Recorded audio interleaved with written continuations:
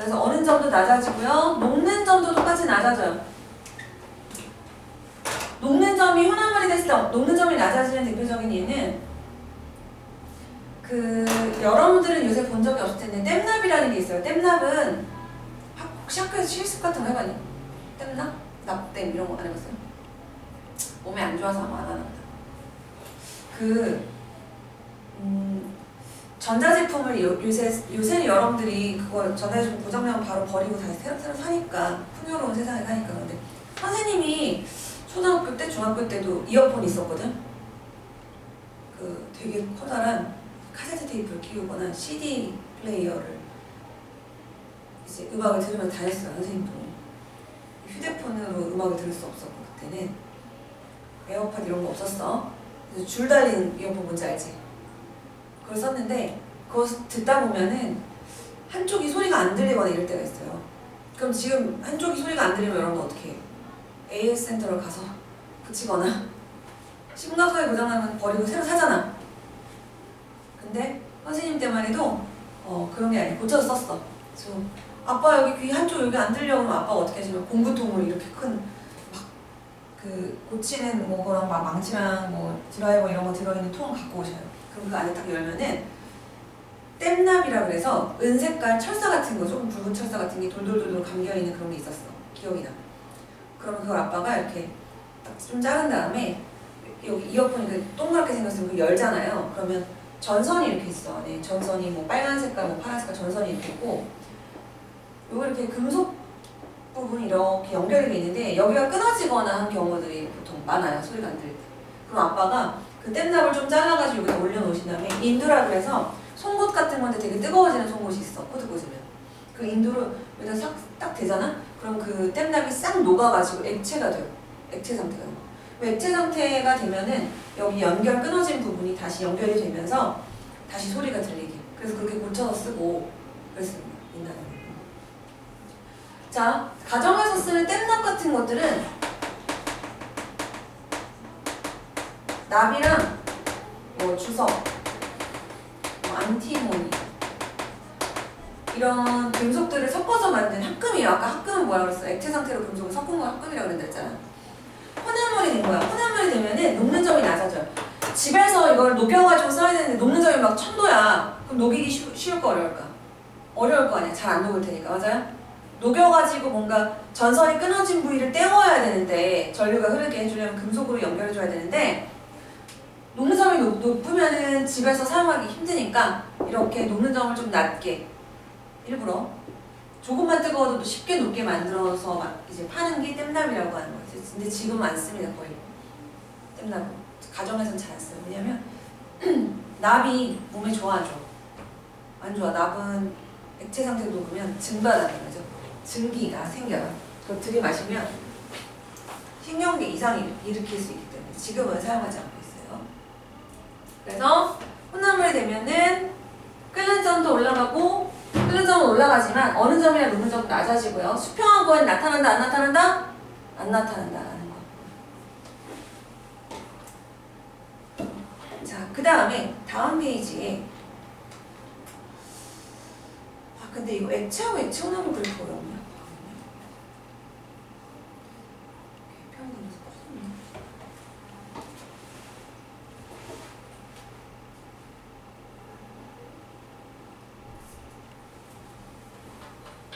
아마 뒤에서 혼합물 분리해서 나오는 것 같아요.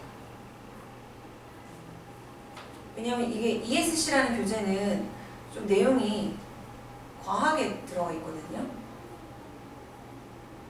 쉬운 책이 아니라서. 그래서 여기 없다는 거는 없는 게 맞는 것 같아요. 액체 증명물은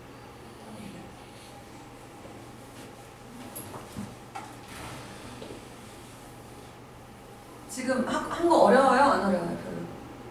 원소보다 쉬운 거 같죠? 원소 이론보다는. 원소 이론 거기가 선생님이 얘기했다시피 제일 어려워. 중학교 과정 전체에서. 애들이 제일 좀 암기할 것도 있고 뭔가 식이 복잡하다니까 어려워. 근데 그걸 왜 2학년 때 나온지 모르겠어. 3학년 때 그러는 거 아니야? 중간에 이상한 건데 막 들어.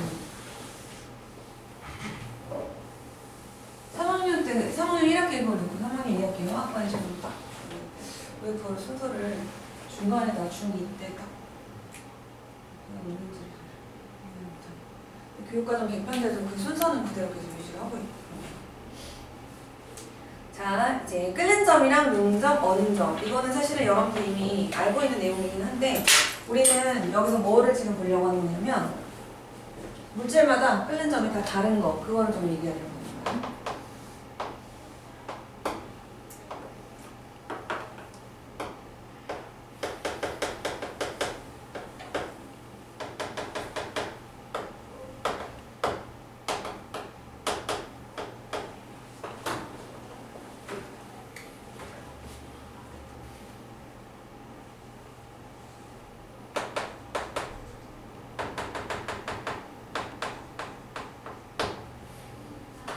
자, 지금 수평관이 나타나는 곳이 끓는 점이다.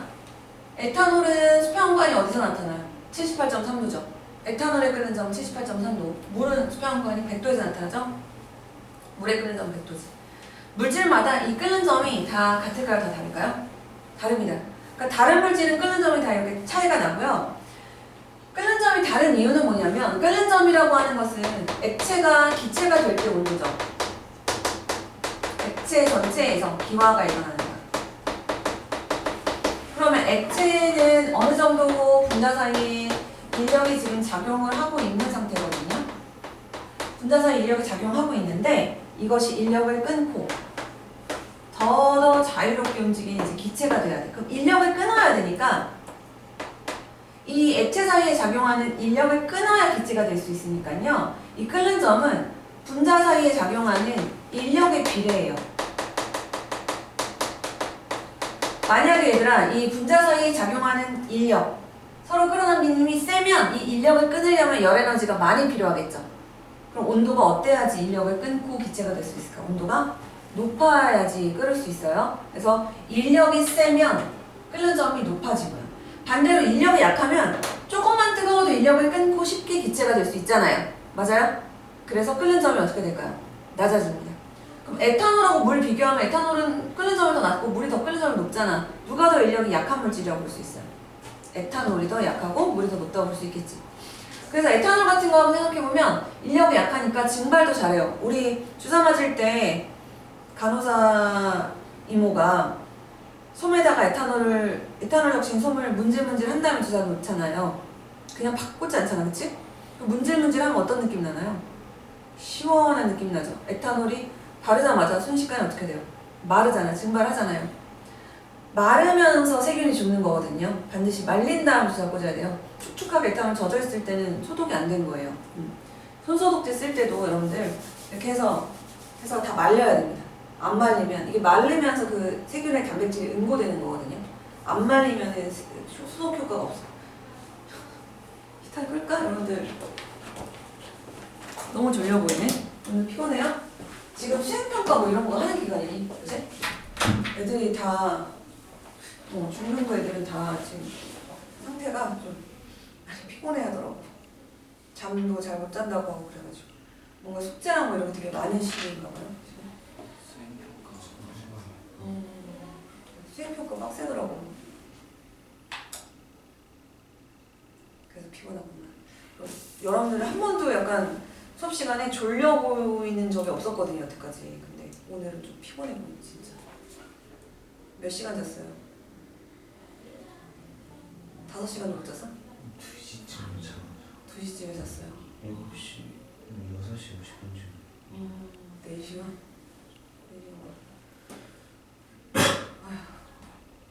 언제까지 그거예요? 이제 거의 끝나가요?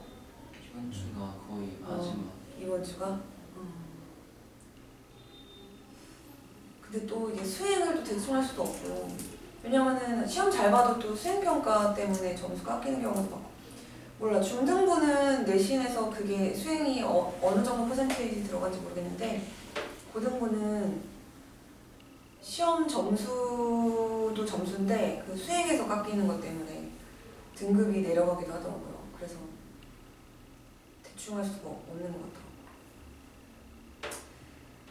자, 그래서 아무튼 어려운 거는 아니니까 끓는 점은 분자 간의 인력하고 비례하고 분자 간의 인력은 물질마다 달라요. 분자의 종류마다.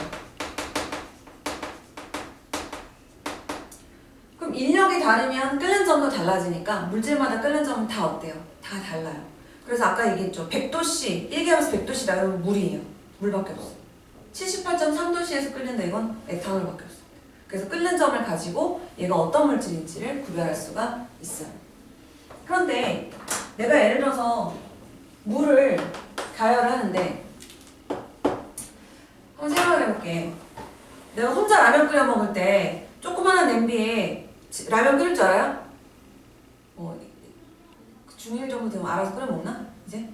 몇 살부터 끓일 수 있었어요? 5학년 정도 되면은 집에서 혼자 라면을 끓여 먹을 수 있는 건가? 그러면 엄마가 자유가 될 수 있는 건가요? 밥 안 챙겨줘도? 아, 오케이. 알겠어. 이제 2학년이니까 3년 남았네. 자, 혼자 라면을 끓일 때는 조그마한 냄비에 물 끓이면 금방 끓죠? 좀만 있어도 보글보글 끓지? 근데 만약에 친구들이 5명이 놀러 왔어. 그러면 라면 한 10개 끓여야 되나? 많이 끓여야 될 거 아니야? 그럼 큰 냄비에다가 라면을 물을 잔뜩 넣고 끓여야 될 거 아니야? 그럼 끓으려면 한참 걸리겠지? 맞아요? 자, 물의 양이 많으면 끓는 점을 도달하는 시간도 어떻게 돼? 오래 걸리겠죠. 그치? 하지만 그렇다고 해서 끓는 점이 바뀌어요? 끓는 점은 똑같이 몇 도야? 100도야. 그런데 끓는 점을 도달하는 시간만 달라지죠. 그래서 그래프가 어떻게 되냐면 A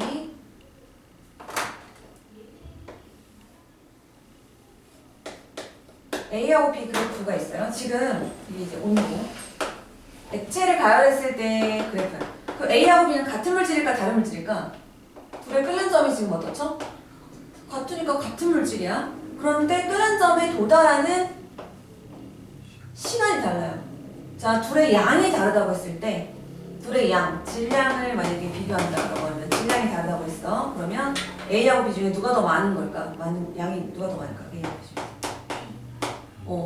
A보다 B가 끓는 점을 도달하는 시간이 더 오래 걸렸지, 그치? B가 더 질량이 많구나라는 것을 알 수가 있겠네요. 맞아요? 그지? 자, 만약에 둘의 양이 같아. 같은 물질이고. 근데 불의 세기가 달랐다고 쳐볼게. 누가 더 센 불로 가열한 걸까? A하고 B 중에서. 더 먼저 끓은 게 더 센 불로 가열한 거겠지? 불도 우리가 제일 세게 할 수도 있고 약하게 할 수도 있잖아. 제일 세게 가열했을 때가 센 불로 가열했을 때가 A고 B는 약한 불로 가열했을 때라고 볼 수 있겠죠. 그치? 그래서 둘의 끓는 점은 같으니까 하나의 물질입니다. 근데 얘네들은 질량이나 불의 세기가 다를 수가 있더라. 자, 압력을 조금 얘기할 건데요. 좀만 참어. 한 15분 남았어. 압력과 끓는 점하고의 관계. 그 밥솥에서 밥을 할 때 선생님은 요새 그 전기밥솥으로 밥을 안 하고요. 그 조그마한 가마솥 같은 거를 샀어요. 검정색으로 해가지고 그걸로 밥을 하면 밥이 되게 맛있어. 전기밥솥보다. 그래서 냄비로 밥을 하는 걸 샀는데 얘는 뚜껑이 엄청 무거워. 그냥 그런 냄비들보다 뚜껑이 되게 무거운 그런 거예요. 압력밥솥이랑 원리는 비슷하긴 한데 자, 압력밥솥도 그렇고 선생님이 산 그런 뚜껑이 무거운 그런 솥도 다 마찬가지 같은 원리야. 일단 압력밥솥은 그냥 냄비하고 라면 끓여 먹는 냄비하고 차이가 뭐냐면 뚜껑에 고무 패킹이 이렇게 둘러져 있어요. 혹시 그런 거 봤어요? 봤어? 안 봤어. 아니면 전기밥솥 뚜껑에 고무 같은 게 돌려져 있는 거 못 봤어요? 혹시? 밥 푼 적 없어? 엄마 도와서 밥을 퍼본 적 없어? 좀 도와드려 어머니. 지금 바쁘니까 그렇지? 나중에 이제 좀 더 커서 아니면 뭐 방학이 돼서 엄마 도와드릴 일 있으면은 저녁 먹을 때 밥을 이렇게 그릇에다 옮겨서 담을 수 있잖아요. 할 때 고무 패킹인지 아니면은 뭐 집에 가서 한번 밥솥 안에 고무 패킹인지 보세요. 고무 패킹이 이렇게 있어요. 그 고무 패킹은 왜 이렇게 있을까? 완전히 뚜껑을 닫았을 때 뭐 하려고? 밀폐되게 하려고 이렇게 고무로 이렇게 쭉 돌려져 있어요. 왜 밀폐를 시키려고 하는 거냐면 자, 이렇게 그 밀폐된 그런 뚜껑이 이상하게 생겼네. 압력밥솥에서 그린 거야. 밀폐된 냄비에서 쌀이랑 물을 같이 넣고서 끓이면은 물을 끓이면 뭐가 발생하니? 수증기가 생기죠, 이 안에. 맞아요? 수증기가 이 안에 막 가득 생기는데 지금 고무 패킹으로 꽉 밀폐가 돼 있거든요. 그러면 수증기가 도망갈 수 있어요, 없어요? 못 도망가. 여기 안에 가득 갇혀 있어요. 그러면 안쪽에 기체가 잔뜩 있는 상태가 돼요. 우리가 앞에서 기체 압력을 배웠죠. 기체 압력은 뭐였어? 기체 분자들이 용기 벽면에 충돌하는 힘이라고 상상하면 된다 그랬죠. 기체 분자가 그래서 많아지면 기체 압력이 어떻게 되죠? 증가하죠. 맞아요? 자, 지금 고무 패킹으로 딱 밀폐가 돼 있으니까 발생한 수증기가 못 도망가. 그냥 뚜껑은 그 사이에 틈으로 막 수증기가 다 빠져나가거든요. 근데 얘는 고무 패킹으로 완전히 밀폐를 해놨으니까 여기서 발생한 수증기가 못 도망가고 이 안에 갇혀 있어요. 그럼 내부에 수증기가 많으니까 내부의 압력이, 기체 압력이 어떤 상태가 됐을까? 높아졌을까요? 낮아졌을까요? 그냥 평소의 압력보다. 압력이 높아지니까. 내부에 수증기가 가득이잖아. 그러니까 압력이 지금 높아진 상태. 압력이 높아지면 어떤 일이 일어나냐면 아까 물이 끓는 현상은 액체가 인력을 끊고 자유로운 수증기가 되는 게 끓음이잖아요. 그런데 내가 액체인데 내가 인력을 뿌리치고 기체가 되고 싶은데 바깥에서 뭔가 세게 막 나를 누르고 있어.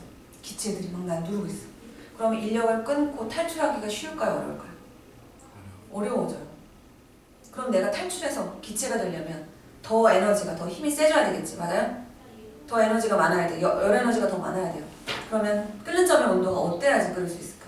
더 뜨거워요. 더 뜨거워야지 끓을 수 있어요. 실제로 압력솥은 120도 정도 돼야 물이 끓어요. 그러면은 밥이 쌀이 익을 때 원래 그냥 냄비에서 이렇게 밀폐가 안 되는 냄비로 밥을 하면은 100도에서 쌀이 익는 거야. 근데 압력밥솥은 몇 도에서? 더 높은 120도 같은 온도에서 쌀이 익는 거예요. 더 뜨거운 온도에서 쌀이 익으니까 더 밥이 쫄깃쫄깃하고 더 맛있고 더 빨리 밥이 되는 거예요. 그래서 뭐 갈비찜 같은 거 할 때도 압력밥솥에서 하면 더 빨리 고기가 익습니다. 더 뜨거운 온도, 고온이니까. 자, 압력이 높아지면은 끓는 점도 같이 어떻게 된다? 끓는 점도 높아진다. 왜? 밖에서 세게 누르고 있으면 끓기가 어려우니까 더 뜨거워야지 겨우 끓을 수 있는 거야. 그래서 끓는 점의 온도가 어떻게 돼요? 더 높아야지 끓을 수가 있다라고 생각하시면 됩니다. 그럼 반대로 압력이 낮아지면 끓는 점도 어떻게 될까요? 낮아져요. 밖에서 누르님이 우리가 생활하는 일기압보다 더 낮아지면, 약해지면 쉽게 끓을 거 아니야. 쉽게 탈출할 거 아니야. 그래서 왜 높은 산에 올라가면은 높은 산에 올라가면 중력이 세져 약해져? 땅에 끌어당기는 힘이 중력이 약해져요. 그럼 기체도 많을까 별로 없을까? 기체도 별로 없어. 그래서 왜 막 고산지대 가면 산소 희박해서 막 사람들 기절하고 그러잖아요. 기체가 별로 없어. 높은 고산지대로 가면. 그럼 높은 산에 가면은 압력이 낮아지는 거야. 그럼 끓는 점도 막 낮아져요. 그럼 쌀이 잘 익을까? 설 익을까? 설이 100도보다 낮은 온도에서 쌀이 익는 거야. 잘 안 익는 거예요. 그래서 높은 산에서 밥을 짓잖아? 밥이 잘 안 돼. 그래가지고 밥 지을 때 그 냄비 같은 데 있잖아. 돌 같은 거 막 올려놓고 밥 지고 그래야 돼. 심지어 압력밥솥을 메고 가는 경우도 있어. 압력밥솥 하면 그래도 그나마 조금 압력이 더 높아지니까. 에베레스트 산에서 밥을 지으면 거기는 끓는 점이 78도래. 78도. 알코올이랑 똑같죠. 물이 78도에서 끓는 거예요. 압력이 굉장히 낮은 거지. 산소도 진짜 희박하겠죠. 그렇지? 압력하고 끓는 점은 그래서 어떤 관계야? 비례 관계를 가집니다. 압력이 높아지면 끓는 점도 같이 높아지고 압력이 낮아지면 끓는 점도 같이 낮아져요. 그래서 그 실험이 여러분들 책 지금 81쪽에 오른쪽에 그 감압장치 그게 있는데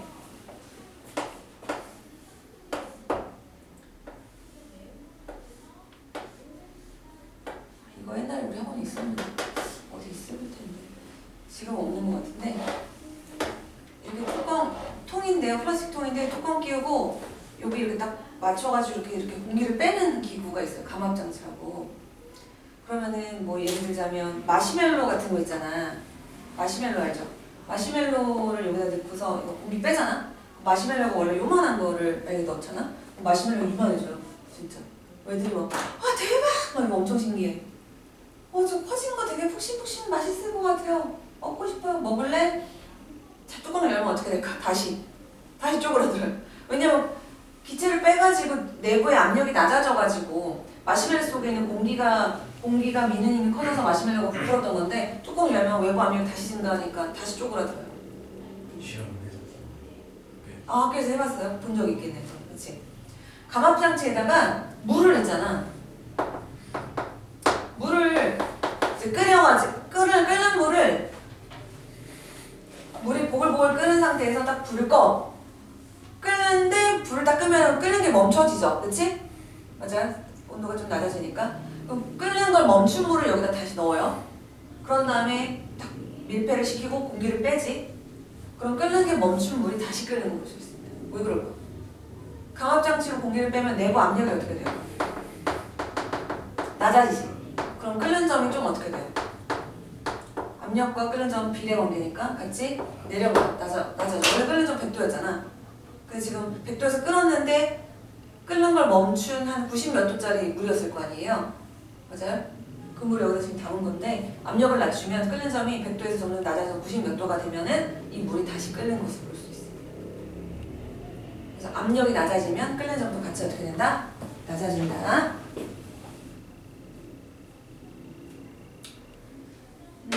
거기 녹는 점이랑 어는 점은 이 그래프는 우리가 본 적이 있을 거예요. 하나의 물질은 녹는 점이랑 어는 점이 어떻다고 보였어? 상수원화 열에너지에서 같다라고 그랬죠. 물은 0도에서 얼고 얼음은 몇 도에서 녹아요?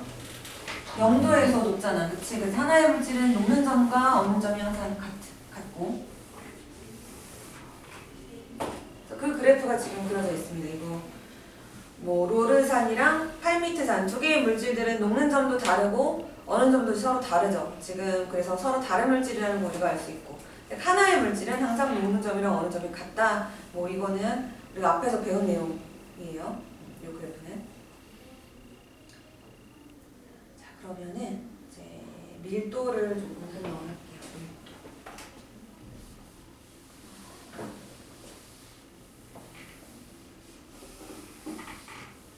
밀도까지만 하고 끝낼게요. 밀도까지.